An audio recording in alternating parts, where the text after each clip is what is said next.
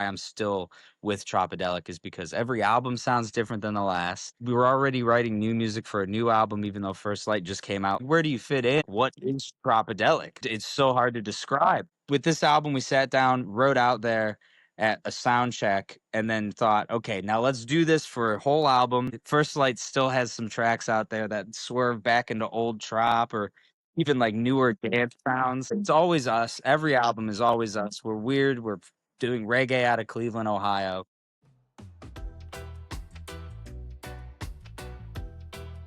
What's up, guys? It's Rex from Tropidelic, and you're watching the ZHZ Podcast.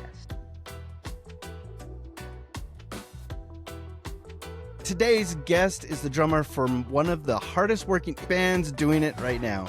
They're out of Cleveland, Ohio. They've played Red Rocks. They've toured with 311, the Dirty Heads, and Lupe Fiasco. They've built their own festivals, and they just dropped what might be their most intentional album yet. I'm talking with Tropidelic, and we've got drummer Rex Larkman in the house. Well, look what the cat dragged in. Welcome in, man. We're so glad you're here. Let's get into it, man. Guys. Thanks for having me. Stoked to be here. So, Rex, for those that have never heard a Tropidelic song, how would you describe your music to someone who's never heard you before? It's very fun, high energy positivity masked in a reggae, rock, hip hop, funk sort of with those ingredients. It's just a good time. We try to always make people smile with our music. Some of the older stuff could be lyrically a little bit darker, but the new album that we have, the whole basis of it is just to preach positivity in a world right now where things are crazy and online and AI and all this shit's happening. Can I swear? Is that okay? Yeah, please. Absolutely. Okay. Fuck yeah. Fuck yeah. Love yeah, that. Fuck yeah. Yeah. But yeah, Tropidelic, it's a wild sound. I think it's pretty unique in the space and just in general for listening to music. I'm just happy to be here with you guys to talk more about it. It's awesome. You know what? I love it because I was just talking with Matt a little bit earlier about just the whole umbrella of reggae rock, right? And listening to because I'm scrolling constantly, and now in my feed, I'm getting algorithm feed of all kinds of reggae rock artists I've never even heard of before. And I find a lot of them sound very similar, and not that it's bad. I love it. But you guys kind of are you travel in that lane and then you kind of drift off back and forth. And my band is, I kind of feel like my band could relate a lot to what Tropidelic does because we kind of sound the same way. We don't, it's not, I would love to say that we're a reggae rock band, but we're not any more reggae rock band than we are just a rock band or a funk band or a hip hop. And we're pretty similar, man. I'm listening and I'm just like, dang. And you guys are on tour right now, right? So you guys are touring. You just dropped an album, First Light, and been drip feeding some epic songs. And right now, you said you're in Alabama. You're going to Florida, and then you're going to start kind of making. Yeah, Pensacola, Florida's next. So this is just from, I think we were in Oklahoma City last, and then we're just kind of making our way down to Pensacola and the Panhandle, over to Texas, and then we'll be in the West Coast next week, or I think 2 weeks-ish. Maybe next week. Could be wrong after this week. But yeah, and then go all the way up to the Pacific Northwest, and then all the way to Colorado and Salt Lake City, and then Detroit. Right. So yeah, it's exciting. Do you ever find that you're just in a blur and you're like, all right, where the hell am I tonight? Most mornings. Yeah. You wake up and you're like, oh, you're not quite in Omaha, Nebraska. You're somewhere else along the way. It's we still got to drive ahead of us. All right. And then you kind of figure it out as you go. I was talking to my girlfriend and I'm like, I don't know where I am tonight, but I'm at a truck stop somewhere. I was going to say, you're probably in the middle of nowhere at a truck stop, like a Love's or a Pilot. Yeah. Shout out. Hey, Loves. man, you get into Texas and you got Buc-ee's, man. So I know Ohio has a Buc-ee's now. We're from Cleveland, so we just got our first right on, Buc-ee's. Man. That's right. Little north of Dayton. I went with my girlfriend. Forget where we were going to or from. I think we were coming from Cincinnati and did a detour over to Dayton and up to the Buc-ee's because she'd never been to one. So yeah, I'm out in Cincinnati from time to time for work, man. So it's I'm like, okay, I really gotta try to make time because I hit the Buc-ee's in Johnstown, Colorado, and it blew my little mind, man. It's like it's a a whole Walmart of thing. gas stations. It Yeah. really and it's Yeah. and the wall of jerky is Oh, something yeah. to behold, Well, man. that and the Furnish wall your of home and then also eat a bunch of fudge and jerky. yeah, fudge, candy galore. Like they have the biggest nut selection I've ever seen. You know, it's like, Nice. Yeah. yeah. Brisket and Yeah. you name it, man. Yeah. Dig it, man. But yeah, the That's cool. brisket, the southern chicken sandwiches. It's if there's one en route for us, we always try to stop and fuel up on a bunch of at least decent food. Sometimes truck stops and gas station. It's just the same. It's been the same thing since I started touring, which was only 8 years ago, but still like nothing. It's all the same food. Yeah. So I used to drive I used to be a semi driver. I used to drive, and so I know all about the, like, it's like, oh great, another Subway. You know Gardetto's snack Yeah. mix. Oh yeah. Yep. That's my Yep. favorite. That's my number That's- one. It's all about the rye chips, man. It's all about the rye chips. I got the specialty one the other day, which was just rye chips. I was that and a little bit of hummus. Oh, they're so Oh good. hell yeah. Oh yeah. I was gonna say, man, how is it like with, it's gotta be like just grueling, you know, as far as like the tour life and keeping healthy and like actually making that a focus. Like I can't just party all the time, you know. How is the routine like that for you? How, like, explain to the viewers like what a normal day in the routine for Rex is. We wake up in a place where I don't know where I'm at exactly, and then Yeah. we hit a lot of Planet Fitnesses on the road, and Okay. that's sort of how we all just get a quick shower in and get clean for the day if you want. A lot of venues for us now have showers and stuff that we use. And we're on tour with our boys Little Stranger, and if their green room has a shower, they'll always let us. Oh, you that's know, cool. if I need. love Little Stranger, man. They're the Yeah. best. They're so fun. John and Kevin are great dudes. The rest of the guys, amazing. The whole tour party's amazing. But in the morning, to shower and work out, you know, if you have some time and you're that, like a majority of us are, we hit the gym, get a quick pump in, and then shower, and then start loading in the venue. And like it's like 2 workouts a day sometimes Yeah. with Oh yeah. drumming and then loading all of my gear and all of my drums. I'm very particular with my drums, so we do have like stagehands that help, and that's awesome moving stuff. But like setup, I do it all myself. I seen prefer that. Yeah, I seen that. prefer Like to- I think it was was it Everwild festival, and Yeah.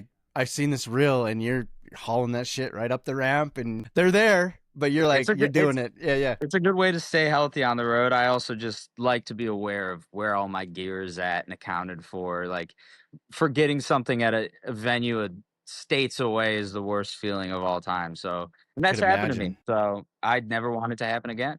Yeah, So I'm or always have very- or have stuff stolen. I've seen that where the entire trailer of a band's gear is just stolen. Yeah, stuff like that's- that's happened to us. Not gear. I don't think any of my gear. Oh, bug. I don't know if any gear of mine has been stolen, but we were broken into in Portland, Oregon years back, and my old trumpet player lost all of his clothes, and that's just pretty hilarious. I didn't have anything It's mine like- stolen. That almost sounds like an inside job. You know what I mean? Like, hey, Yeah, it's just yeah, it was like it's good as clothes. some articles of things for my singer was taken, and then all of my trumpet player's clothes were gone. So we went to Walmart and bought him new slacks and stuff. Probably a sax player, man. It's probably Yeah, a sax player. trumpet Because trumpet. Yeah. all I know, but all of the horn players got trumpet envy, man. So I mean, yeah. So I did- A homeless sax player, which makes sense. Took his clothes. Yeah, no. show you. Matt is actually our trumpet player for our band. So Nice. he's all I am we've biased. yeah. Yeah. Nice. I love a good trumpet. Rob, our trumpet player, kills it. Like I've always been a big like ska fan from being a kid. So like Streetlight and Less Than Jake and any band that had like I guess Streetlight had a trumpet. I don't know if Less Than Jake did. Did they? Trumpet and trombone? I think they're more like the punk ska thing. They may have. Yeah. But- yeah. Less a lot than of Jake that's- was really trombone forward. Yeah. Yeah. We have a trombone player too, but Nice. You guys are basically us. I love that. He's the Same baby of the vibe. family, man. yeah, same vibe, man. I would yeah, no. Like I said, just Well, I'm you- geeking out over here, man. So did, like, so like, you know, yeah. so when I think of tropical reggae vibes, that Irie life, man, first city that pops into my head is always Cleveland. Cleveland, Ohio, most tropical But I vibe. mean, Right. but but for real, like that's a city with some serious musical pedigree, man. So did growing up there kind of shape the musician you became? For sure. I mean, my dad, I would owe it all to my dad and his and my mom's taste in music. I grew up on like Rush and Genesis and a lot of prog rock, a lot of drum heavy music. And Mm-hmm. and then after that, I just like was always into music and drumming was fun. I was never super dedicated as like a little kid, but I got really good at Rock Band and Guitar Hero, and that's when my dad bought me a drum kit. He's like, he might like this. It's Yeah, like, hey, he's got a talent here, and my dad always pushed me to practice and better myself, and then eventually it just kind of became my identity, as it does for all us musicians. You know, that's like right. you become a drummer, you become a trumpet player. It's like it's a weird Yeah. thing that happens in music, but I always identified as like, yep, I'm Rex. I play drums, and in Cleveland, like I was in punk bands before Tropidelic, playing house shows, and that's how I met James, and like that's how I got the Trop gig. So like big sense of community in music, and just like Cleveland supports each other for sure. Even the hardcore scenes Yeah. sometimes, you know? Well, It's like, yeah, that's kind of like it is here. Like I I never like me. I'm like you. I always saw myself as a musician, a producer. I write music and a singer. Mhm. Danny Elfman from Oingo Boingo was like the waking, like, that's what I Yeah. want to do. But I never thought I'd do podcasting. But yet here I am killing it. So Content world is weird, man, and it's fun. yeah, dude. I like doing interviews and podcasts. I love this shit. Yeah, it's it's actually been really fun. It was just really a way for us because we were in a ska band back in the late '90s called Hooray Hoo, and we were actually starting to make some waves out here in the valley in Utah, and then we broke up, but it was this long hiatus, and then I don't know. One day I just got sick of my life. I'm like, I gotta get back into music, man. It's killing me, and we started working on this studio project with Z Frequency, and then I had the idea, like, why don't we just start a podcast and maybe we can reconnect with some musicians and kind of get back in the scene again, because I'm clueless, you know what I mean? And That's what it's all about. yeah. So that's what we're doing now, and I don't know, it's been a lot of fun. That's so I think sick. the You guys are in cool Utah? you, You guys are in Salt Yeah, Lake? Yeah. we're out of we're in Salt Lake. Yep. Nice. Yep. I love Salt Lake he's City. a little bit north. Yeah. You dig it. I'm man. yeah, he's actually in Salt Lake. I'm a little bit I'm in north. Salt Lake. Salt Lake. You're- Nice. yeah, he's- Okay. Wait a minute. Yeah. Nobody Yeah. cares. Nobody Yeah, I cares, know. but people in Salt Lake. But I know? do. Yeah, exactly. So anyway, so you said you started off with drumming kind of an early age. When did you start getting into like a serious, like, when did it become serious, like the aha moment, like, you know what, I'm going to do this hardcore? And how did that happen with you and Tropidelic? Like, how did Tropidelic discover you, or you discover them? Like, what's the story there?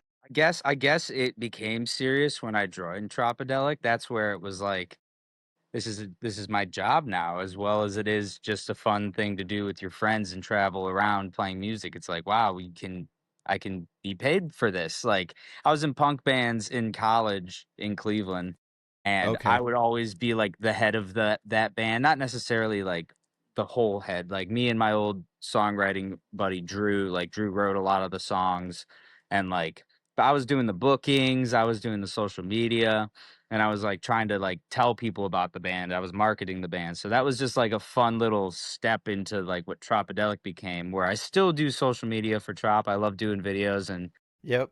constantly posting and stuff like that. But They probably love became- that for you too. They're like, yeah, go ahead, Rex, you got of it. course. Yeah. I like the cameraman never dies, dude. We just went on Yeah. an alligator trip today, and I was like, if we're all getting eaten, like I'm gonna film it. Like it's No Yeah, shit. there you go. Like, go ahead. But no, even touch if it, you touch it. don't, I even dare if ya. you don't get eaten, man, I mean that you kind of start to approach everything by what kind of content can I get from this? We're going to do this anyway, but Yeah. can I double down and get some kick-ass content that I can share out and use for I promotional love stuff? sharing the weird fun times of this weird experience that we have as being in Tropidelic and touring and being in Alabama, never spending any time out here, but now just being here and just walking around and seeing what kind of fun we can have. Yeah. Always like family friendly fun for the most part. Like we went, like I said, to like an alligator. It was like us and a bunch of kids like on an airboat today going like 35 drifting. It was nuts. See, And and then, that like, would just be awesome. Yeah. Yeah, and like the other day we just played basketball here and like rode around on some like little motorized scooters and a golf cart, and it's like that's the content for the day. Right. Right. But back to your question, it's just like I found Tropidelic through the Cleveland music scene. I was mutual friends with people that knew James, and he knew of me. James is our Okay. rapper, Yeah. and we knew of each other. And nothing. I mean, I was just in my band playing house shows. I played a house show that happened to be his house, and that's where we officially met. And it was where their Tropidelic was between drummers, or one of the guys was leaving, and he asked me to So audition, and I just said sure. I wasn't like So, you a weren't looking big. for it. They found you. Yeah. Yeah, yeah, that's what I always tell people. It's like it's all in who knows you, not in who you know. Oh, It's I can tell you right now. I bet the so guy was what like, year by did the you end of the join? night, Rex is going to be our drummer. Right. So We'll what make it year happen. was that you joined the band? I officially joined in 2018. I think was my first official show, but I practiced with them at the end of 2017. I was a junior in college still, and I made touring in college work before it was cool to do online school. So I sort of like told all my professors, "Hey, I got my dream job." That's kind of the goal of what my college was. Can I somehow still make this work? So I had to go to all the professors and like tell them like, "Hey, I'm gonna miss 7 weeks of the 15-week semester." Did they let you do it? They did. They made it an Wow. internship. My old bass player Pags wrote off on a supervisor form for me because my major was marketing, and I'm like, I'm gonna be doing social media and marketing the hell out of my band. Like it's basically gonna be a full-time job. And so they allowed me to do it. I had my little sister was in classes with me, feeding homework to me, and like I was taking tests online, and I'd come home from tour after like a month of being gone, and I'd just like have a tattoo, and people be like, "Where the hell have you been?" And I'm like, "I was in Missouri and Yeah, I was gonna say North I only Dakota." remember half of it. Where the hell but haven't I You don't been? party that yeah. much. I mean, it is. I was super into weightlifting back then. I still am, but like obsessively into it back then. So like, I wasn't drinking right when I joined the band or anything like that. We have Yeah. fun now. We're all a little bit Yeah. older. We just have some Oh yeah. fun. Well, and Our then singer like Rose is still sober, and like oh, so we don't get. who your singer, as you said? Yeah, Rhodes is Yeah. sober. Yeah, Yeah, Rhodes. Yeah. So and I don't drink anymore really either. I can't enjoy it. Like a night of drinking means about 2 to 3 days of recovery for me. So I can't. exactly, exactly. Like I I We just feel just don't that bounce too. back like we Yeah. used to. Yeah, exactly. Nah, I Go mean, to go to drunk work at 5 a.m. Like I'm still buzzing, bro. loading drums hungover is the worst feeling in the world. Like having to Oh, I'm just sure. haul gear and in the heat. Like it's hot out right now, and Oh yeah.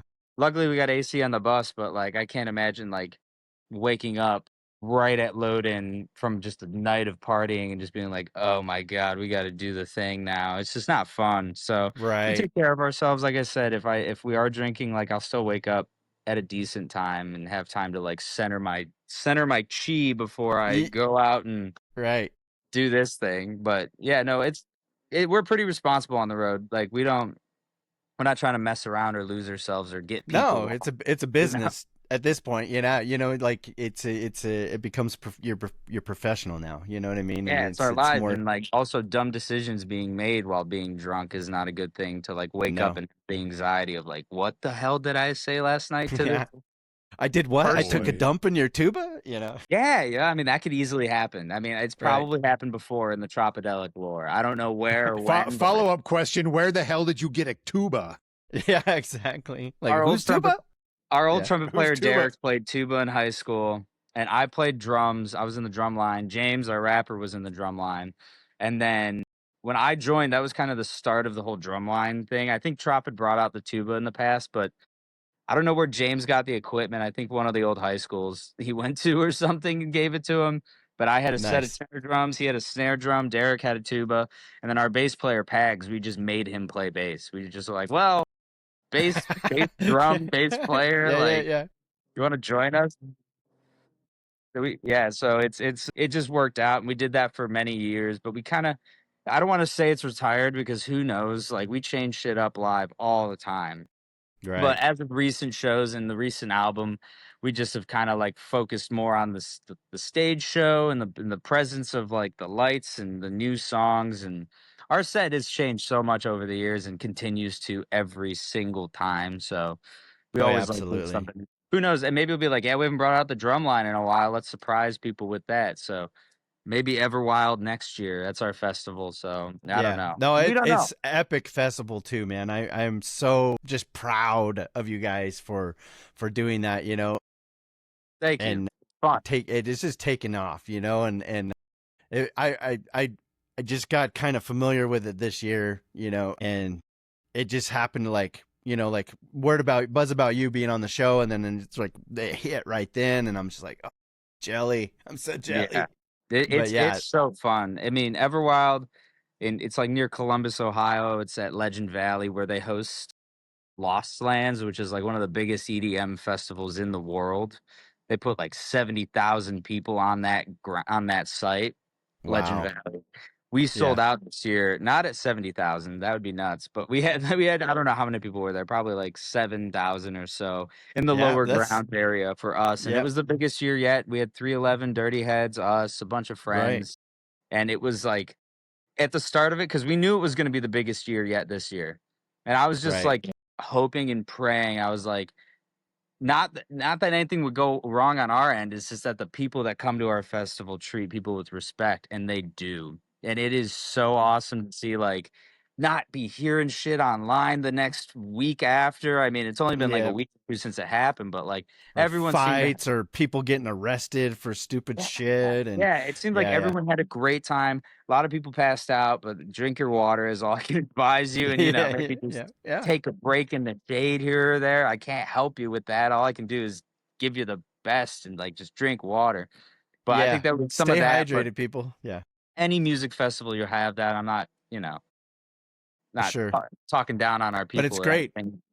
But Yeah. everyone Well, else and you know, took care of each other. yeah, It seemed like there was all positive comments and vibes, and I'm glad people had fun, and it went off so fun. It went off so well.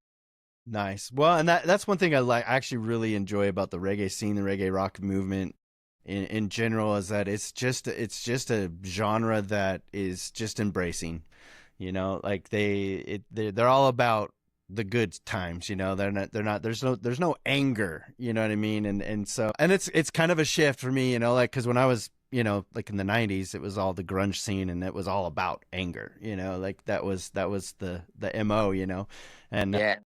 I guess as you just get older, you just kind of like, it's like our version of like, I just remember like country music. I could never really get into it. I can appreciate it now more that I'm older, but it was just like, I can't relate. I can't relate, you know, like Sure. it's too I'm a mellow metal for me, guy, but and yeah. I'm a metal guy, and I tell everyone I'm so blessed to be in the reggae scene because, like, everyone is so nice and accepting of each other, and everyone that comes to our shows is, like, supportive. Like, you're always gonna make a new friend if you come to one of our shows, or Everwild is a festival. People are like, "I'm going alone. Who's all around?" And people are like, "Hey, come join our campsite, go hang out with us. Let's Right. grab a beer before." Hell yeah. And it like the Yep. metal scene, you got like people wanting to kill each other for real Yeah. outside of the pit, which is meant to be a respectful place. The mosh Right. pit's meant to be like, we'll pick you back up, or at least those are the mosh pits I like, are the No. ones where you can Yeah, get down exactly. but still pick your homie up. But Yep. yeah, the reggae rock scene in America is wonderful. It's great elsewhere around the country too, obviously, but like For from sure. what we've seen and over the years, the community we've built, it's like everyone is so supportive of each other, and that's why it's just such a weird thing. I never thought I'd see myself in, in my life, but I'm Right. glad I found it, and I'm glad to be a part of it. Yeah, when you guys do charity work, you adopt a highway, like you embrace the little guy, you know, and it's one of those things where like, you know, you could think, well, it wasn't that long ago we were kind of right where those guys are. So I love that where you just, you know, sometimes you get in front of some celebrities or whatever, and they just have that kind of, I don't know, I want to say it's not like they're trying to be that way, but they come off as like, I don't have time for you, What you one know. of the only But celebrity I mean, I guess like Dirty Heads and 311 can be, they're like the bigger bands in our scenes are celebrities in a way, but they're also just right. friendly, amazing people. But the one story I have on a real celebrity, or at least I would consider him a real celebrity. I don't even know his name, but it's the dude from the show Tanked, the guy that builds like fish tanks in people's Oh homes yeah, on yeah, like the yeah, yeah, yeah, DIY yeah. network. Okay, We went to yeah. like a party in Vegas. We got an invite and we got like chauffeured to this mansion. And it was just like the dude from Tanked was hosting like a weed like weed pop-up party at one of his homes, and like That's we felt awesome. so out of place. Like people were dressed up and networking, and I'm just eating the last hors d'oeuvre that the chef made. He's like, "Get them That's all out." I'm great. like, "I That's got it." great. But I bet you left it. The dude from Tanked was there, and he came around to us while we were playing foosball on the 3rd floor, and just was like, "Hey, thanks for coming. Thanks for coming tonight, Yeah. guys." And I'm like, "Dude, Yeah. anytime. Thanks for having us. Yeah, You exactly. don't even Like, know who this I is am great. or how I got here, but you still came up and said thank you. That was sweet. That was very cool Absolutely. of them. Always good vibes I and don't know good though. things I to think say in about them. Vegas though, man, if it's probably just in your best interest to thank everybody for coming, because you don't know who the hell's going to stop by and who the hell that is, and Sure. it's more of a cover your ass in case, you know, in case mistreating the wrong person can really have dire Yeah. Like if he didn't say consequences. hi to me, I'd have bad things to say about the guy. Right. You're like, you have man. offended me, good sir, Yeah. and I Yeah. demand Well, satisfaction. you did that to me while I was playing foosball. How dare you? How dare you? I was Right. in the middle of You- a heated game. Yeah, I was like, I was gonna win this game, and then you ruined it. You know. Yeah, it caught me You off harshed my guard. I was like, foos, brother. You harshed the foos. I love your show. Thanks, man. Like, And It's all I right, went man. home You a know, month. I went home a month later, and then my parents were watching that show, and I was like, "Oh, I was at this dude's party, and he was like showing off the house, the fish tank he built for that house." I was like, "I was in that house," like it was right. crazy. Yeah, You're like, I was standing right there. Yeah, that's funny. yeah. I won Yeah. foosball up there. They showed the table. It was crazy. Yeah. Oh yeah, yeah. You're like, yeah, that's so I great. owned that table, man. I That's- owned Yeah, it. yeah. He shook my Yeah. hand right there. Dig it. There you Right go. on, man. So, and I just want to say that First Light is such like, I mean, because I listen to your catalog, and then it's just like this album is just like I almost feel like you guys knew that this was a level up. You know what I mean? Like you guys you're bringing it, you know, and Yeah, you have some major bangers of collaboration on those as well. And I wanted to touch base with those because some of my favorite artists are on your are collabs with some of the songs on those, like The Movement and Little Strangers, and I just love the hell out of these guys. And for me, just starting out, like I'm asking you, Rex, as a friend, like, what the hell, man? Because I try so hard to find that kind of connection. Like I would love to do a collaboration with anyone, you know? yeah. And I just don't know how that even happens. Like how, I don't know, man. I'd like to think that my music doesn't suck that bad, you know, but it's like, Yeah. yeah, I don't know, man. Like, I just don't know. Like, I'm like, I feel like I can't get a break, you know? And I It's feel like tough. you guys, yeah. We're blessed. It's weird how many collaborations people have said yes to for us over the years. Like I'm surprised we got one with even Bone Thugs and Harmony. Like I get it, the Cleveland vibe. It was a song Neighborhood that we came out with during the COVID era, and it was just about being stuck in your neighborhood, and so it had to do with Cleveland. So they got on it, but then Prof said yes, and it's just like, why? Okay, sweet, Yeah. awesome. Everyone, I think COVID really just it like started that big everyone collab with each other to like use each other's fans and forces and assets that you have to like just show a song off to the world, and then it seems like everyone's doing it, but I would say just keep trying. Like with the right song, someone's gonna hear it and be like, "I would love to be on that song." Yeah. And that's I kind of just how gotta it's happened with us. Yeah, I feel like I gotta grow though, you know, like I don't know, I just like I don't know how other than like throwing money at marketing, you know, and doing some like Instagram and and Facebook ads to try Yep. to grow streaming and get some numbers where we feel like like we could communicate better, like because I don't want to, I'd love to have a collab with somebody bigger. You always try to fish the bigger fish in the pond that's a little bit bigger than yours, but yeah. I keep trying. I was just gonna ask you, like, what? Do you have We any wouldn't have secret been as sauce, successful. We wouldn't have been as successful without the help of our label, though. Ineffable Records always has our back, and like they're tapped into a network of amazing artists that they have on the label and that they have connections to, and like we were talking about, it's just like stuff like this. It's just like meeting people, talking with them, and networking in like a way that starts as just like we're both in the same industry. We both are doing the same thing. We're friends first, and then it's like things can pop up.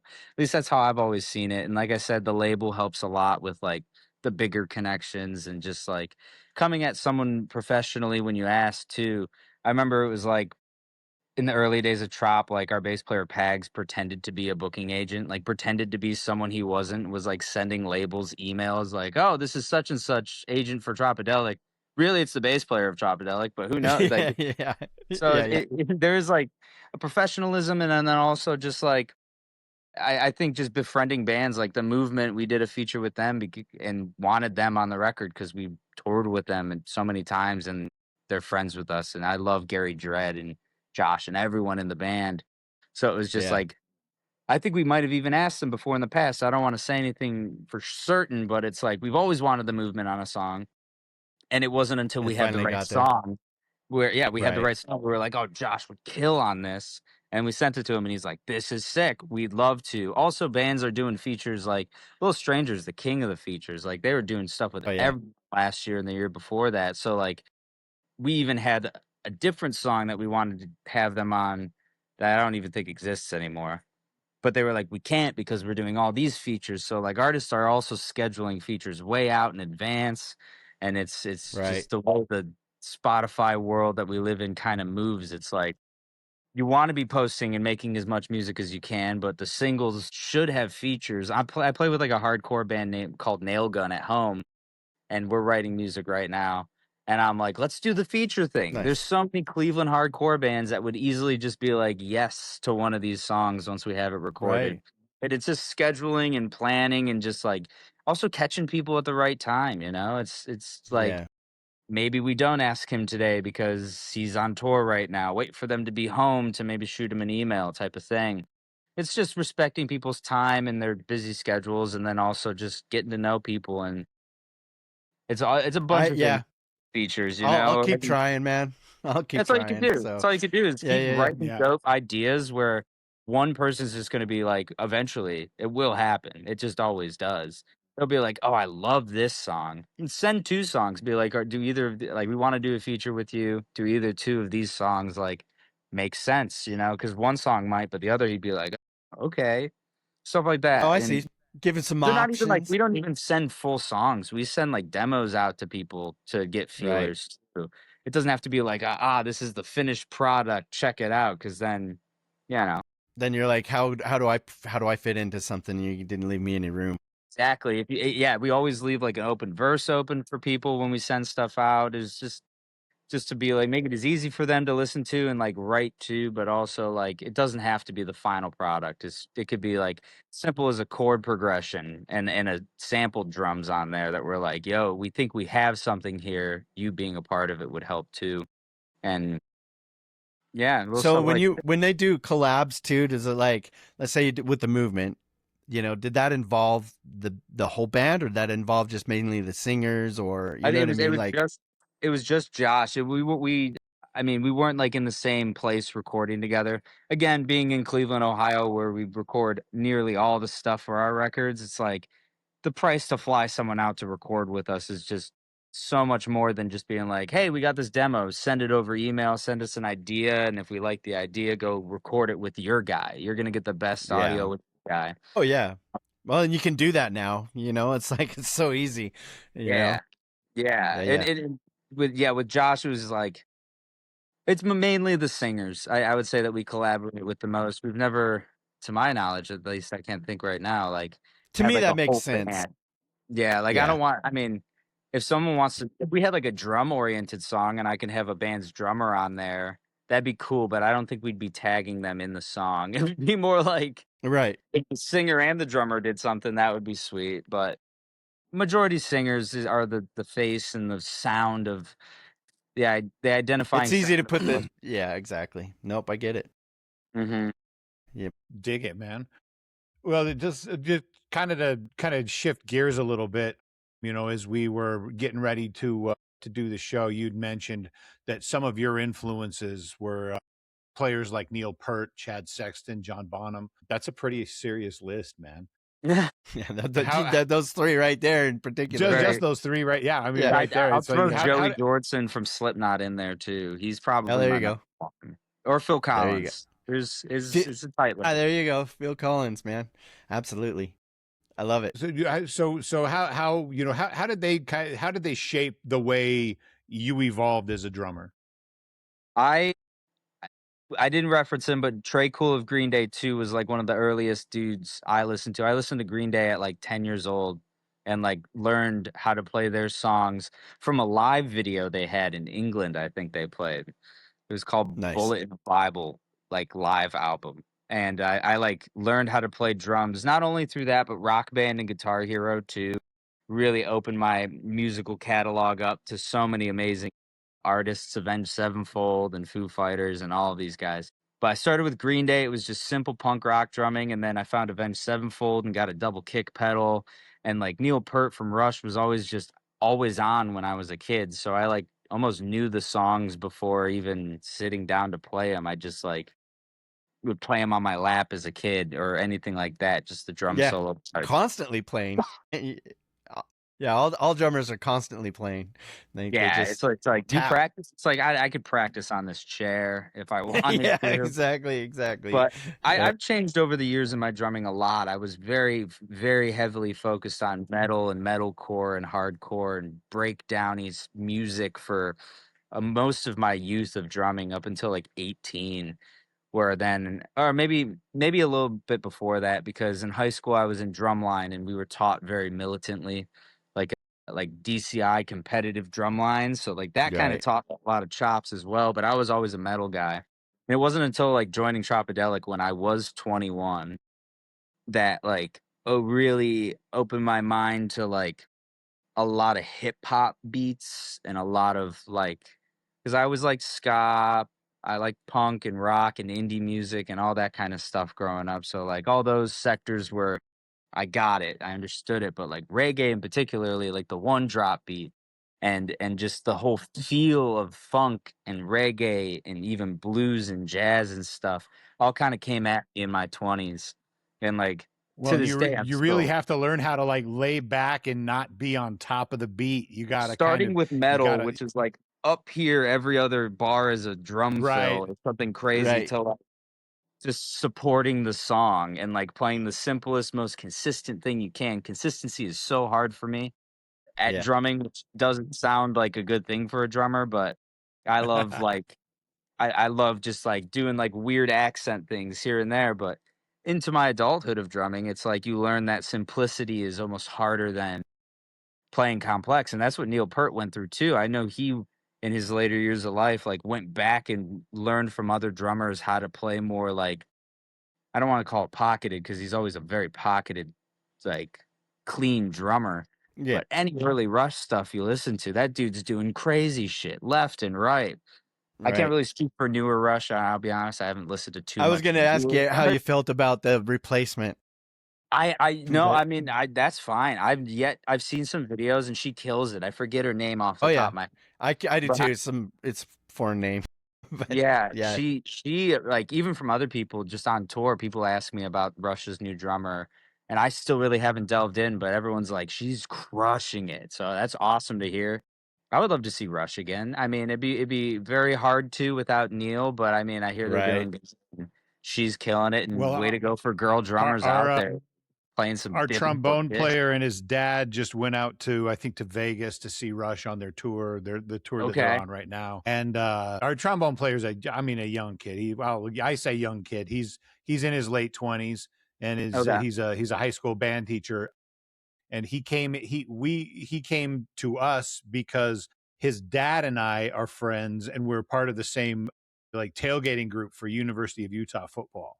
So okay, like any given sweet. Saturday in the fall, I'm day drinking in a parking lot before a football game. And so and he kept mentioning, man, my kid's a trombone player. He graduated from Southern Utah and he's going to be a music teacher and all this stuff. He's a trombone player. You guys should. And we finally got together and he's part of the band now. But his old man is a lifelong Rush fan. And he Love has it. nothing but great things to say Yeah, about how she's fitting in and and the vibe that she brings. it's. So I think Amazing. it's That's for great. yeah. I was gonna say most Rush fans, you know, like if you're a true Rush fan, you try to embrace it the best you can. It's like a good example is Oingo Boingo. I don't know if you ever heard of them, but they're really popular in the '80s. And then when they broke up, Danny Elfman had done some movies, and now he's like Is works with Danny Tim Elfman? Burton and Yeah, I was gonna say Tim Burton. He did do Nightmare Before Tim. Yeah, Christmas. he was a singer for a modern rock band called Oingo Boingo. I've And heard you of should yeah, really I've heard of check him Oingo out, man. You'd probably like Dead Man's Party. You ever heard of Dead Man's Party? Or I feel like I have my laptop Wi-Fi sucks, so I'll check it out later. But I'm sure yeah, I've heard of I've definitely heard of Oingo Boingo. I can't think of songs off the top of my head, but Danny Elfman is like one of the best composers ever.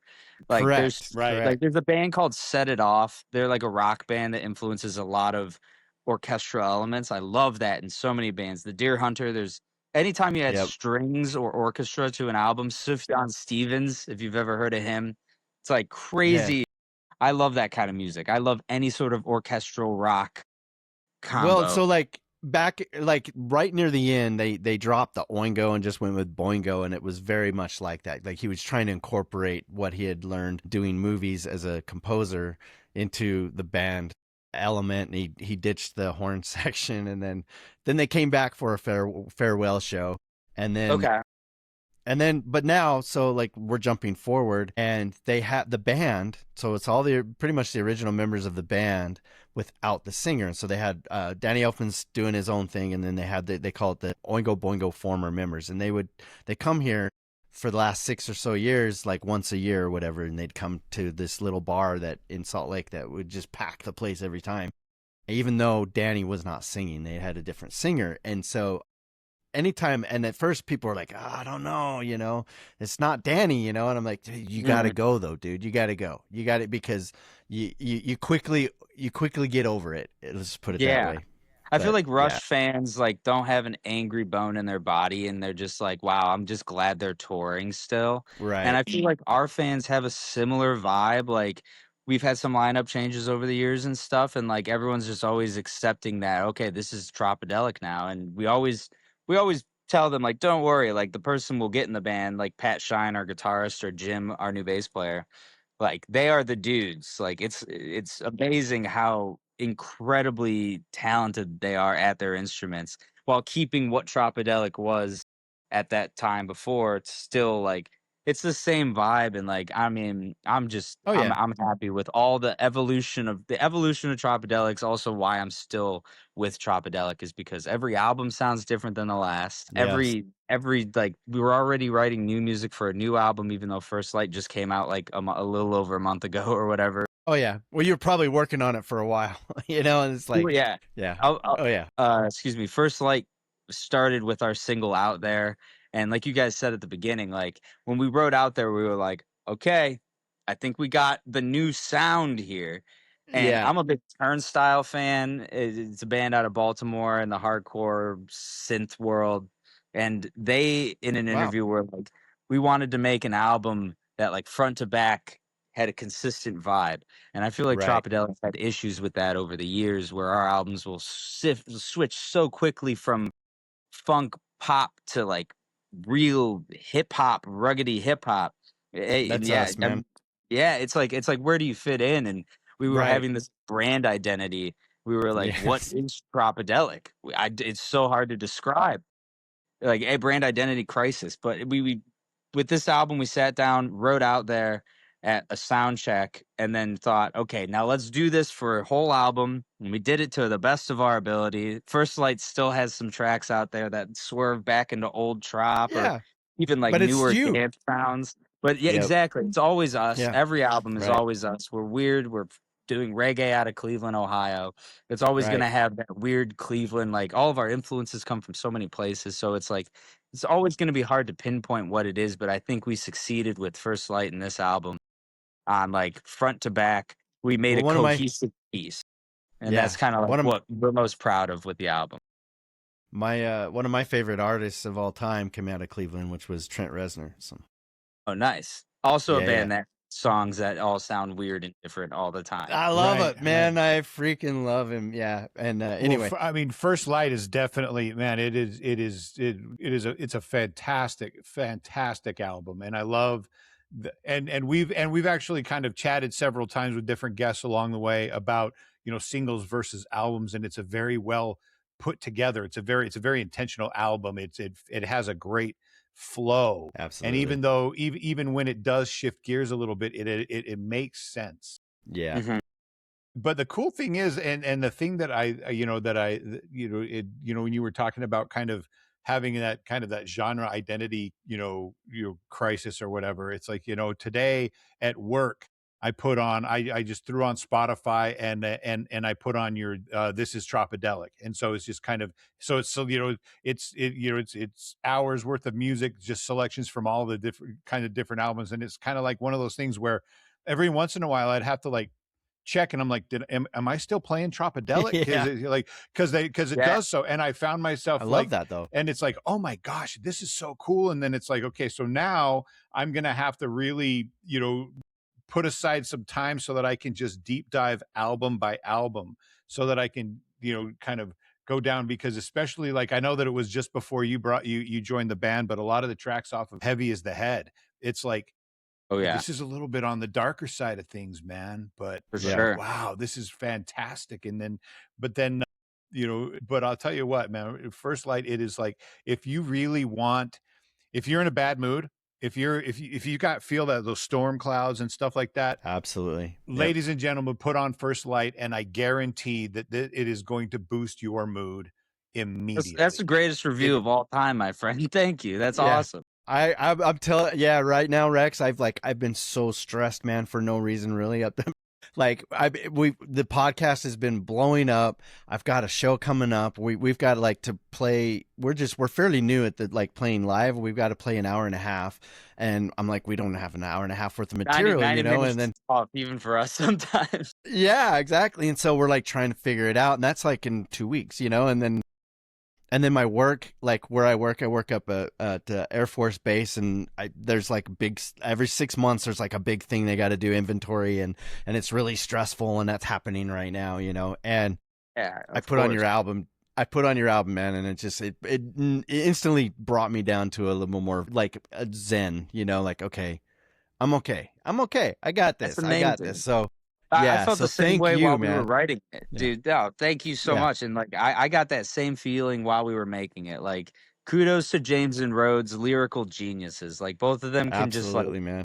really, really, really write some inspirational and like peacekeeping lyrics.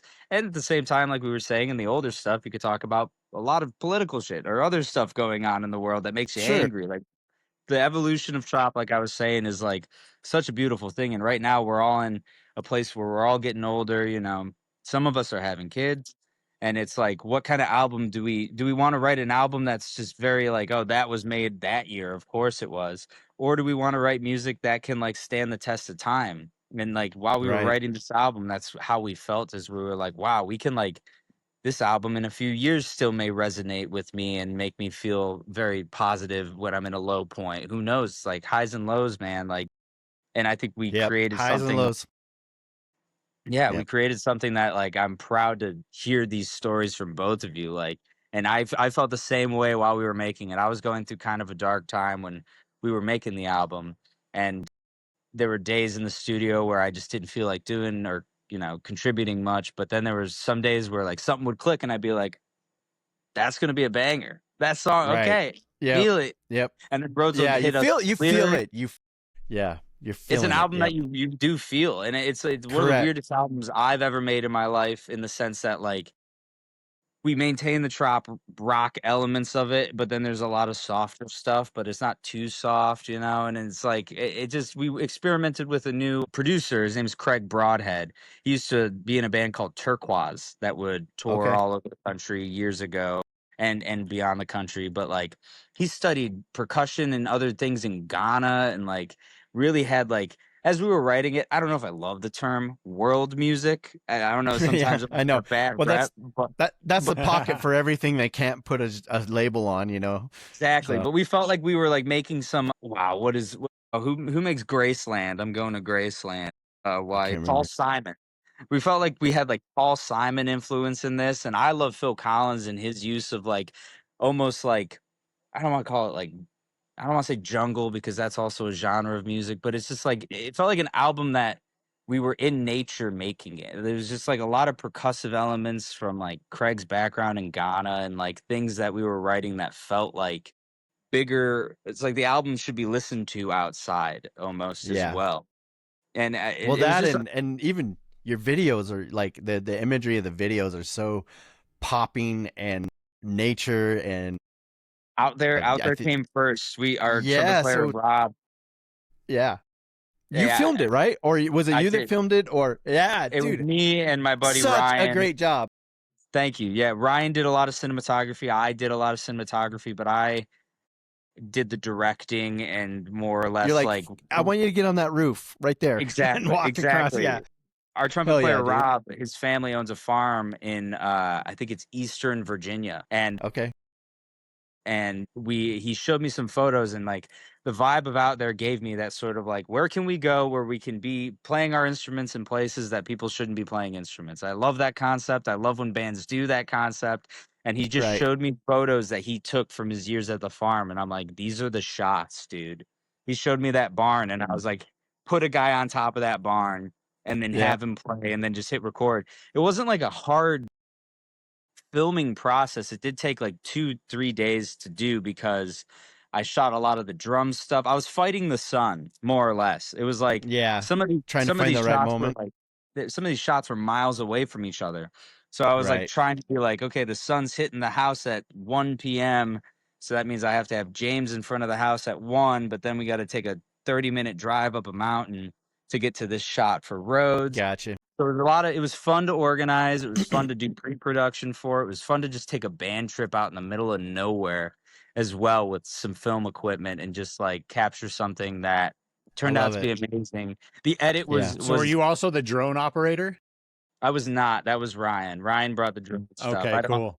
Yeah, there's like a there's some type of like military base out there too. So we got confirmation to like fly there and stuff, and it Oh was yeah, yeah, it was pretty sweet, and it all came together in the end, and I'm very proud of it. I'm glad you guys like it. And I love it, man. from that like first music video, we were like, all of these songs have to sort of share this outdoorsy visualizers for it, like the Well, blues of the sky, the greens of the grass, and then the yep, orange heat of the sun are like the color components that make up the yep. album and all the Oh yeah. visuals. Well, and then what's it? Is it No Fear that you did at the No Fear is lighthouse? the one that Yeah, really hit me, man. That yeah, some of those shots with the drone shots around the lighthouse, right, with the sun, yeah, man, it just visually so striking and such and great like composition. it's rooted, man. It's rooted. It's right there in Ohio. Oh my You know, God. Yeah, it's it was like like it was yeah, less yeah, than an hour away from my place in Cleveland. It was like a yeah. lighthouse I'd heard of for many years, Fairport Harbor, and just like that area is like very legendary for Lake Erie and the Cleveland to Erie sort of porting areas. But I got to shout out my homie Deli, Gabe. He's the guy that shot that, and I was there with him, kind of just like both of us were looking for shots, but like Right. he took the reins on that edit and the coloring and everything for that, and he nailed it. Like, yeah, Yeah. that music video is sweet. It's doing Yeah. well too, and we're stoked on Yeah. it. Like, shout Oh out to yeah. Del. Should. Yeah. You guys do. You guys are doing. Like I said, man. It's something about this album. It's leveled up. Like everything about it. Like just I don't know. The evolution of your soul as a unit, as a band. It's like, yeah, like I want to I be feel like that you too. when I grow up, man. Oh, dude, hell yeah. Dude, Yeah. just keep writing. Just keep writing. I mean, like, this I was am. definitely Yeah. not even from just a music standpoint, but from a marketing standpoint, was like, we got to go balls to the walls and go all in on videos and video content and just like ideas. Even on this tour, I'm just constantly coming up with ideas. Like I said, we went to the alligator thing, and I'm like, I'm bringing a camera and I'm bringing my phone and I'm capturing this shit. Like, this is the tour and the album that we feel like most confident in, that we can like really touch the world with, in a weird, I don't mean that to be in a weird way, but just like really Well, influence people with. because it's real. You Jack know, it's Black School authentic. Rock It's quote. yeah. It's just well, you guys are being authentic. You know what I mean? And For sure. you're filming a process of not like it's more than just getting up on the stage and doing the fan at the end of the night fan shot. There's more to life than that, and I think when you can convey that in a meaningful way that other people can relate to, is like, hey, I'm gonna go I'm gonna go play with some alligators, like that is something Joe Schmo might do on his family vacation to Florida or whatever, like Yeah, those are we're just real people having things, man. fun exploring the country, and that's a great point. It's like I'm just showing off what our day was like for the most part, Right. And and it's I just try to do that, but I can't. It's so hard for me. But yeah, it's I love that yeah, you I almost got to live through you, man. sacrifice your soul. I know, right? Well, I just don't have the time. Like it's like like I was saying, I'm just been stressed because like normally I try to promote our shows as much as it's just a bar gig, but I try to do way more than I've been able to do, and it's just because of work and this podcast and I'm not taking any knocks on this podcast at all. It's been wonderful, but it's like I don't know how I can. I feel like I'm spreading myself out too thin. So It's hard to juggle it all for sure, man. I yeah, mean, yeah. even on like the days when we're playing and stuff. I mean, again, very blessed to be in the position I'm in. But sometimes I'm like, okay, I got all this content. Now I got to sit down for 4 hours to edit it all, and we got load in at Right. one. It's That just like yeah, exactly. these And you got to they're sleep busy days. sometime, Yeah. Sometimes we Yeah. sleep. Sometimes I'm really bad at that. I'm a bad sleeper, I'll be honest. Oh, But are you? I Yeah. I do get Well, my I don't know. rest. Yeah, I was gonna say I don't like. I'd have to take melatonin or something. I don't know how you could sleep on a bus. Like you guys travel, so do you guys mostly travel during the day or at night or like through the night kind of It all thing? Where you depends. just Like yeah, if the show is 3 hours away, maybe we won't leave until 6 a.m. so everyone can kind of sleep in a non-moving vehicle. I got you. But Okay, so he but tries to time it out right. west, out west, all the cities are like 8 hours away from each other. So it's like once we're packed up, we leave at bus calls one a.m. and we gotta drive ahead of us. Like Right. it all Yeah. depends. Some nights we get better sleep than others and stuff like that. But Yeah, no, I get it, man. I get it. And speaking of, we can just go ahead and bring up the tour now. You're currently on tour. You're actually going to be coming to the complex here at Salt Lake City on August 28th, I believe it is. And we're going to leave links to grab tickets that in the description below. I'm so glad you came on right now because I'll be able to edit this and push it out right before you guys' gig hits. that's And perfect. Yeah, tag me in it, yeah, tag Trop in it. Yeah, I'm excited was for the looking to Salt say, Lake show. That's gonna be sweet, dude. Yeah, I love yeah, playing Salt Lake. yeah, Odd alcohol rules at some of these places, but other yeah, than that, the absolutely. people get down. It actually was worse back in the day. Oh, I They bet. they I bet. Yeah, Yeah. but they always, but it's always, I mean, it's always something. As soon as they pass a law that makes the alcohol laws a little bit more progressive, they always take something back. So it's like, Okay. okay, yeah, now it's not a private club, but and Interesting. now, oh yeah, now we've when you got could they didn't even thing have called bars in the restaurant. So if you ordered a drink, they'd have bars, but then nobody'd work them, and it was just for show. And if you actually ordered a drink, they had a bar behind. They called it the Zion Curtain, and they would have to make the drink. So they didn't want kids to be able to watch bartenders actually mixing drinks and they Whoa, and dude, Salt Lake's all another. those. Oh yeah, well it was the Olympics that came way back in 2002 or whatever it was that changed all that. They're like, because everyone's like, yeah, we're not playing by those rules. I'm like, oh, we can change it, we can. So it's a little better now. Like they don't have private clubs to get into a bar. You do have to show ID, obviously. That's no joke. Mhm. But yeah, stuff like that. But yeah, Utah's kind of it's actually impressive, the whole reggae rock scene. There's a lot of fans out in that I didn't know really existed either. And then it's like back when I was in to ska back in the day, like that was the Utah Valley was huge ska scene. Like all of the bands that were into ska came through here. That's sick. I mean, I feel Yeah, like it it's was just a close weird enough phenomenon. to like Portland and all like the punk of the coast, like that, like can kind of bleed into the states that are next to it. And like Salt Lake's always had a punk rock vibe to me for sure. For In their sure. weird ways, yeah. But also beautiful nature and amazing Right, shit that's out where I there. was saying the reggae vibe and the desert and the The mountains mountains, and everything. yeah, Yeah. like yeah, absolutely. So But it yeah, doesn't we'll be surprise me, there. man. What Yeah, day? and then I actually forget the day. You said it's the 28th, August the 28th. 28th, yeah, August 28th. Yeah, man. yeah, it's Sweet. at the complex, and you're playing with Little Stranger, Jarv, and what am I missing? Damn Skippy. Yeah. Yeah. They've been It's gonna killing it. be All of them have been so fun. Like the tour's been going off. We've all been collaborating, keyword of the podcast. Like in Yeah, each other's sets. collaboration's the word, baby. We have them up. The James comes up and sings for Little Stranger. But yeah, we were always hanging out backstage. Like the other night, like Kevin from Little Stranger invited us up on stage because we were just standing there side stage watching. It was kind of awkward. But like we got up there and it was my birthday was recent, and I think he wanted me to say Happy something. birthday, dude. Thank you.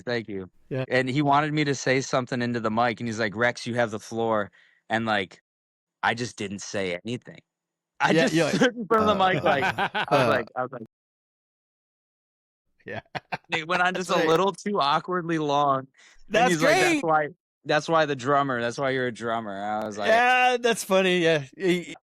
You're like, man, I was seriously trying to think of something profound, and there's nothing came. I had a few things I was gonna say, like go Browns, but then I didn't want to say that, and then yeah. go Cleveland Browns. But then because literally later that set, their trumpet player Justin said something into the mic about go Cowboys, and they were like, "What are you talking about? Go Cowboys!" Yeah. Like, Yeah. like, what? We didn't know you were a Dallas fan. What are you talking about? And then they just roasted. And so I'm like, my message to the crowd was sometimes not saying anything is better than Absolutely. saying something. Absolutely. Yeah. Like It's better to listen, exactly. you know? Right. Yeah. Right. Absolutely. You guys are going to be putting some miles on that bus, though, man. That's an impressive haul from Pensacola up through Texas, New Mexico, Arizona, now to California, and then you make the Northwest, Seattle, Portland, and then Portland to Salt Lake, and then Salt Lake to Denver. Portland to Salt Lake is about a 10-hour haul, and then Salt Lake to Denver is about 9, and then Detroit. But you got a couple of days to get from Kid. But I noticed when you hit Denver the night after Salt Lake, you've got G Love on the ticket. G Love's going to be on the show, and Chris Webby, I think, is also on the show. I actually got to see him play.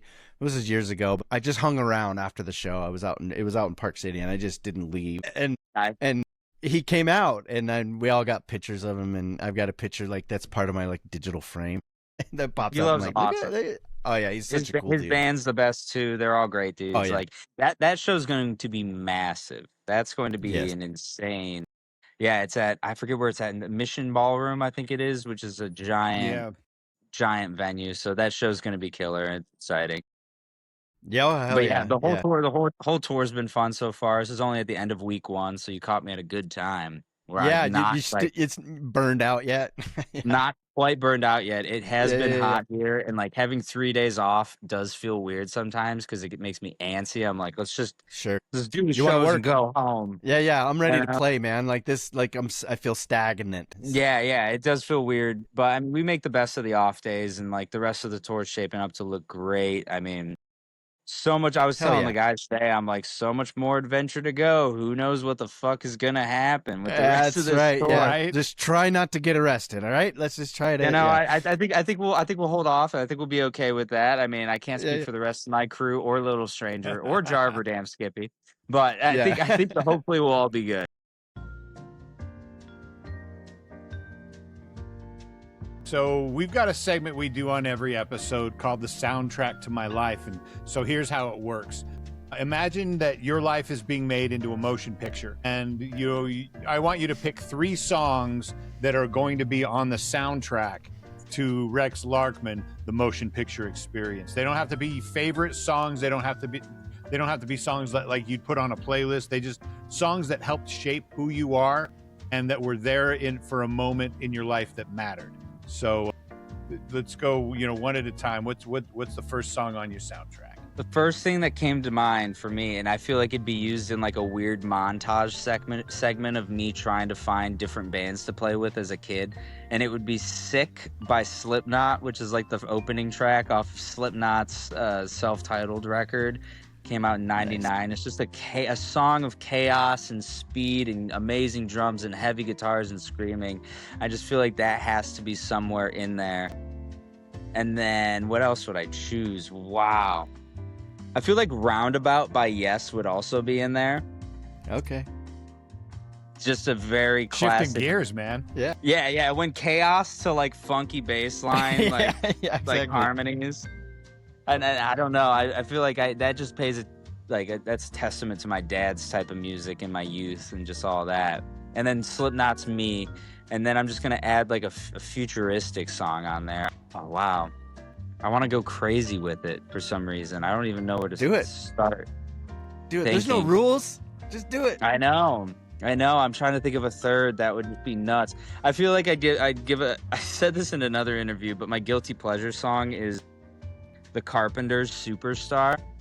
Nice. So, Right on, man. Hell yeah, dude. We'll add that in there as the third. Hell yeah, like, perfect. From Tommy Boy, dude. Like that scene is just so funny. Like there is no music that I get too cringy about in any genre. Like I'll listen to something in genre, and like that one just is a perfect scene from Tommy Boy that I want replicated in my movie. I mean, but also side note, Karen Carpenter, one hell of a drummer. Yeah, Oh she yeah, was. of course. Yeah, Of course. she was. Yeah. Oh my God. Mad Talk chops, about man. the first artist that nobody knew how to market. Like they just didn't know how to put those two together. Like I watched a documentary on them, and they're like, yeah, we just didn't know how to market these guys, but they were so good.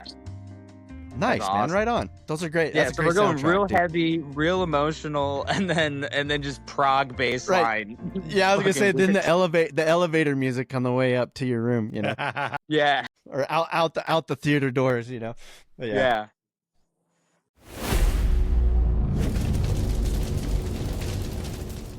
Okay, Rex, last segment, rapid fire. We're going to throw some questions at you. Keep it moving and just have some fun. So, Sweet, I'm just ready. your first answer that pops into your head, just pop it out, man. I love this. You're building a dream drum kit with no budget limit. What's on it? For sure, like 2 China cymbals, two trash cymbals, preferably Wuhan. Those are my favorite, like metalcore trash cymbals.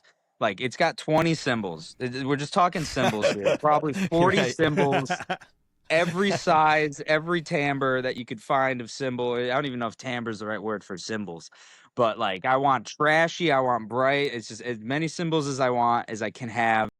And then I'll just rock 3 toms, 3 rack toms, just so I can do some weird fills, and then a singular floor tom, and that's all I need. A snare drum, obviously, but I want like the 90s like grunge hardcore. You rolling double bass pedals? 2 double bass pedals, 3 rack toms, 1 floor, a Chad Sexton snare drum pearl, and then like 20 cymbals of varying shapes and sizes. I want triangle cymbals. I want the classic round. there you go. And then I want a gong behind me. Fuck it, we're going Neil Peart. I want 5 photo toms. I want a tenor drum next to my drums. I'm not gonna go electric. Yeah. I don't really like fuck with like too many. Like I have my drum Love pad it. with like the 9 pads. I don't use it too much for that.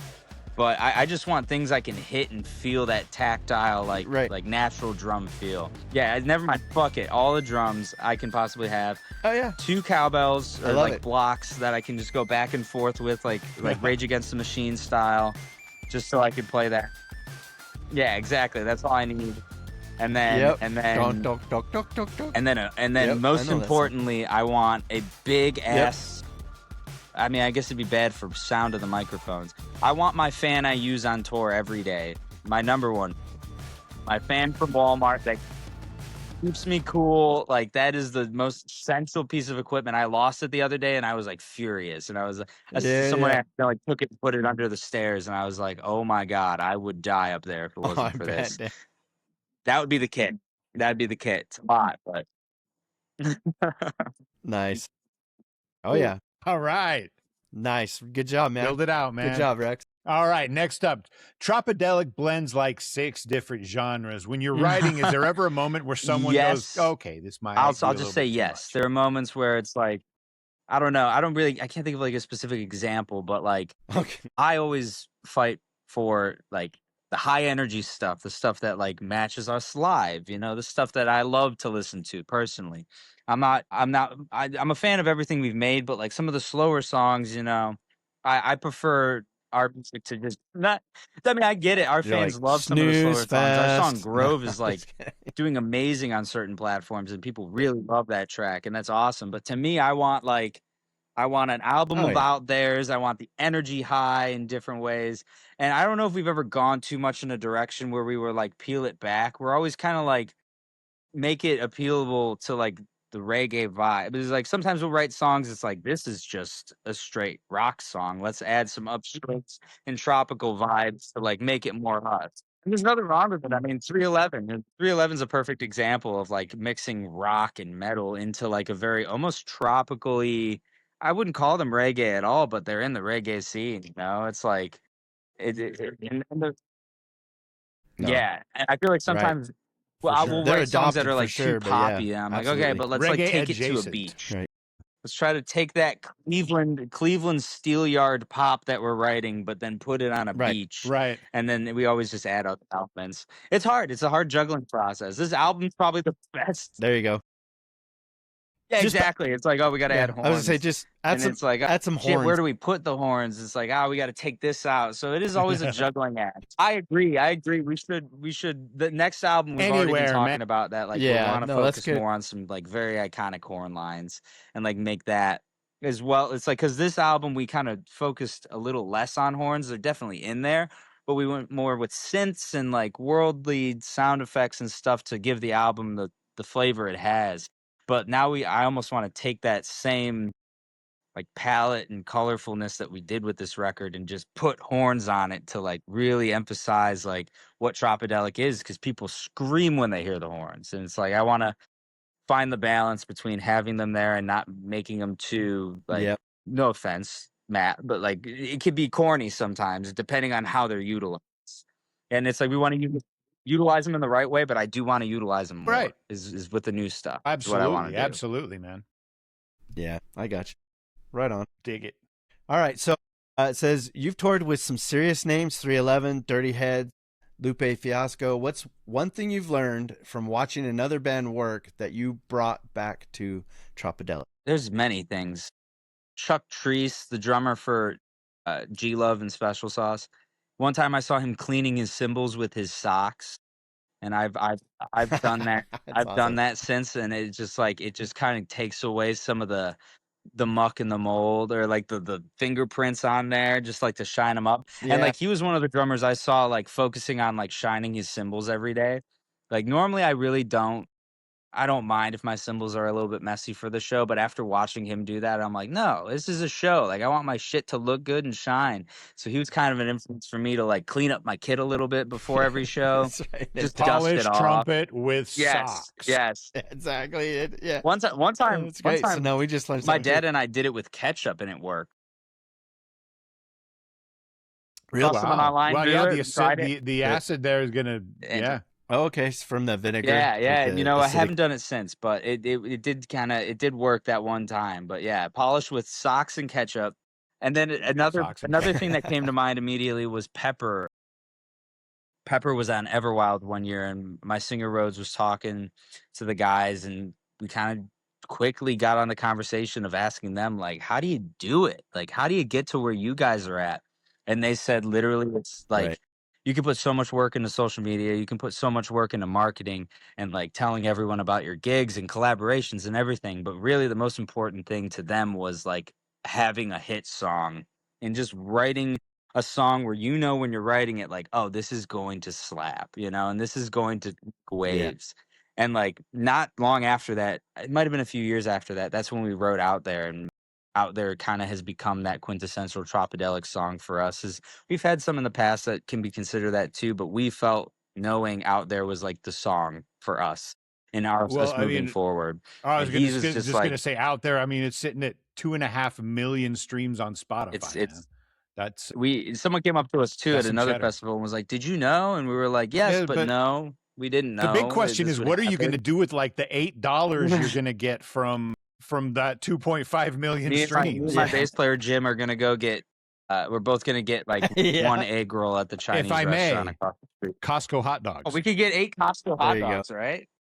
With the $8 Yeah, we paid on there you streaming. go. That's awesome. Dude, Jim's here. My bass player Jim's here. Yeah. Oh, you can say hi. He can poke in and What's say up, what's man? up. He can poke in. What are you doing, Jim? Hey, what's up, Hello. dude? laundry, guys. It's laundry. I'm gonna sneak into this pool. All right. They Nice. left the lights on, so I'm going in. There you go. Do it. Do it. Best of luck Got to you, his ducks sir. in a row. Getting ready Yeah. for tour. Launch clean. First Light is How you built gotta do around it. hope and connection. What is something in your own life that you are genuinely grateful for? Oh, wow. I can say a lot of things, like this whole fucking experience of Tropidelic. You know, I'm grateful just to talk to you guys and to hear that you guys care so much about my music. Then, you know, I mean, Oh, it's man. phenomenal. I'm so grateful for that. But like, truly, my family, my little sister, my two parents, and then my girlfriend Hannah. Like, they've been my biggest rock over the last year through writing this album, and just like doing all the things we do. So like, definitely my family, Yeah. all the They're your fucking weird that's dudes your I grounding. live with here. Yeah. My dad, especially, is like my biggest grounding. But yeah, the weird dudes I live with on the road here are also just, I'm blessed to have such a cool, eclectic, fun group of people that we could just be ourselves around. When it comes Hell to like yeah. my biggest support groups, That's it's awesome. definitely my parents, my little sister, and my girlfriend. And then hell, all my friends at home too. Like I wish I could shout out everyone, but Well, we'll I'm do a shout out blessed at to the have end. it. You'll give you a chance to do Okay. a lot of those shout outs. Cool. So Cool. yeah. Cool. But yeah, family. Sounds like Family, even in the Family and broader friends. scope Family of and friends. family too. Friends that are Right. family to me Yeah, as well. friends and family. Yep, absolutely. All right, my turn. You played Red Rocks. For a lot of musicians, that is a bucket list moment. What is going through your head the first time you walked out on that stage? Tsunami. That's what I tell everyone. Oh yeah, that's a good It word, looks like a man. tsunami of That's how I humans, would feel. just like a giant wave of people like that could crash over you Right. at all times because the stage is so low and the stairs are so steep that everyone's like on. It's like that was like the first thing I told everyone coming home. I was like, it's a tsunami of humans. It's the weirdest Yeah, it's looking like crowd. a wall of Yeah, it's a people. It doesn't go out, it goes up. Yeah, exactly. It doesn't go very wide, but it goes up there, and you have to look up like full head tilt just to see the top. And it was like one of the coolest. Like the second time we played, we've done it twice, and the second time I felt like, oh, I own this place. I know where the catering's at. You know, it Yeah, felt, yeah, exactly. felt pretty cool. Yeah. I got Yeah. to enjoy. The important I got shit, to enjoy it man. a little bit more and like sit back and take it in. The first time was all like, what the fuck is happening?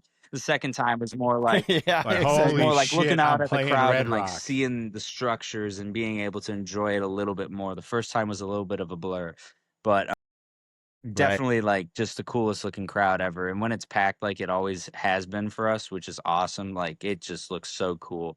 And I've had friends and family come out to that too. So then after we would play, I'd go up to where they are and watch Dirty Heads play. And that's just the lights and getting and Hell see yeah. Denver in the distance. It's such an amazing, beautiful venue. Like Absolutely. I've I've never been there. I've never even seen a show there. I'd love to do that. And then yeah, that's definitely a bucket My list, goal was to list never item go for me unless would be. I played. So I was able to There you I go. was able to chalk that off. So hopefully now I can just go as a fan Yeah, and go there to you your go. That guys' would be show sweet, one day. dude. That'd be Let's sweet. speak it into existence, baby. Exactly. All right, next up, if you could go back and give yourself one piece of advice on the day you joined Tropidelic, what would it be?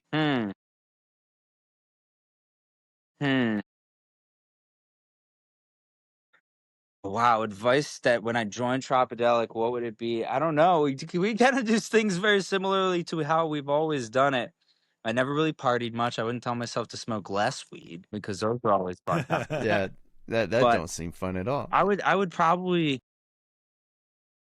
say try to enjoy it more and don't be as frantic with your gear. Like I don't know, like in the past I was always very much like afraid of losing my things and triple checking everything and just to be more confident in myself that like I got all my gear. I've got, I'm like just to be more organized, I guess probably is the thing, and just be confident in yourself that like, yeah, you're not forgetting. You don't got to go back in the trailer for the third time to make sure you have your hi-hat stand. You put it in there the first time.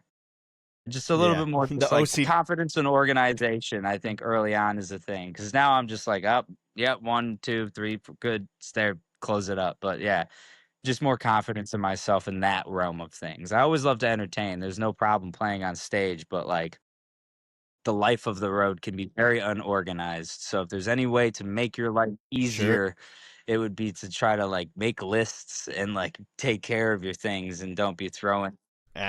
Absolutely. Sometimes No, you're in a that's what makes a great tour versus a shitty Yeah. tour, you know, is extra organization. socks, not for only sure. for cleaning the cymbals, also because you're gonna lose clothes along the way. And don't be so sad when you lose Right. your favorite shirt.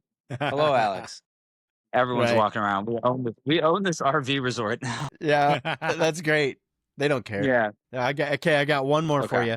Last one. Someone who's never heard Tropidelic is about to press play on First Light for the first time. What do you want them to feel by the time the last song ends? Wow. I thought you were gonna say what song to start with. I was gonna say Out There. What do I want them to feel by the time the last song ends? Either I want you to feel like, wow, I need to run that again. I want to listen to that again. Like it's kind of like I put the track I'm list gonna learn together. something new the second time I Yeah, listen to I it. hope Yeah. there's some like repeatability with our record. Like it might be the longest record I've written with Tropidelic out of the records I've been a part of, which is Here in the Heights till now. It's like 42 minutes, and like I and the guys, I really focused on like let's write longer, more musical songs with the help of Craig, our producer, Chris, our other producer, and so many other people. Like it is an album that flows, I think, better than any album we've ever written. And like after that last song, Dancing with the Ghost, it kind of fades out into the atmosphere, and it almost feels like the sun is going down and the boat is traveling away. But then Signals, the first song on the record, feels like a whole rewind in the beginning, and the sun is back up, and like it's just a new, The cycle. I feel like it's Yeah, an album that cycles really well front to back, and I feel like at the end of it, I'd want someone to go like, I want to listen to that again. But I also want people to take away, the Awesome. thought of. I hope it just, like you guys said, and it just shows that like, and people are gathering this. It's just a positive record, trying to make people smile, feel good about themselves, feel hopeful in themselves, to feel hope for the future is kind of what the album. By the end of it, you Right. can like the last song's a little darker and poppier, but at least it leaves you with this sense of want and like what's more than like wanting more and like wanting more out of ourselves, our government, our friends and family in our lives. So like I hope people want more after this record, Well said, man. and Well strive said. to And get you know, what like they want. those individual songs, you don't really know how people in this environment and current affairs, the things that are going on, that need to hear whatever you guys had put out. Like they need to hear Out There. They need to hear, those songs. And those are memories that like for me, like I needed to hear Out There. I actually like. We always do, like we always add a track to our little playlist of all the guests we've had on, and I didn't mention anything because usually when it's an album it just leaves it blank, and I'm like, no, I want to put Out There on there. So I hope you don't mind, but that's my favorite pick right now. Of course. So, Preach it, man. yeah, I love Out There is yeah. my favorite song too. I love all the other songs on the record, but like I was saying, when we wrote that, we knew like this is it. And like now I'm telling everyone to go listen to the album. You're gonna love Out There, and you'll find something else in it too, because it is still Tropidelic. It's eclectic, it's weird, even though it's kind of under the umbrella of the same vibe. But that was the goal, Right. Yeah, that's awesome. Thank you. Cool. Go ahead. Well, Use it and away, then- my friend. Do whatever you please with it. Yeah. No, we'll just I'll just be listening to the hell out of it. Is what I will be doing. Right. Yeah, it's my summer anthem this year. So yeah, absolutely. So well, thanks, Rex. We'll go ahead and wrap this up. Is there any shout outs that you want to give? I know you gave a whole bunch out earlier. Yeah. But you can go if there's anybody you forgot, your dog. Yeah, or, shout out whatever. Mobley and Maya, the two dogs I got at home. And yeah, just anyone that's been listening to the album and has like the similar sentiments that you guys have about it. Thank you so much. Like we're proud of this record, and I'm glad other people can listen to it and feel proud that they're even listening to it, or like proud to be involved in our lives, my friends, all of our friends and collective fans and just homies of the road. Like I'm glad we could do something that homies of the road. Yeah, I'm glad it could do something that was good for the yeah. world and like positive for the world. So shout out everyone that worked on the album. Righteous, and man. Shout out I don't even know the whatever RV resort this is, Yeah. Shout out everyone that takes care Shout of out us to the Loves cashier that, Loves. Shout out Love. Make Yeah. fucking black hoodies that There you go. just say Loves on it, and I will buy it. Like I don't want a Redbubble that's online. I want a black hoodie that just has the Loves logo. I think that'd be sick. There you go. Loves, collaborate. Yeah, absolutely, man. Collaborate. Come on. Yeah. But yeah, Yeah, collaborate. There you go. thank you guys Cool. so Well, much. Before we go, why don't you tell everybody where they can find you, follow you, listen to the music, and keep up with everything Tropidelic has going on, your socials, your website, streaming services, yeah, and all that? Facebook, Instagram, at Tropidelic, website, tropidelic.com. Spotify, Tropidelic, everything. We got koozies, we got stickers, we got weed grinders, whatever you want. We got merch on the website, Tropidelic. I think it's called the Tropidelic Store, Tropidelic Shop.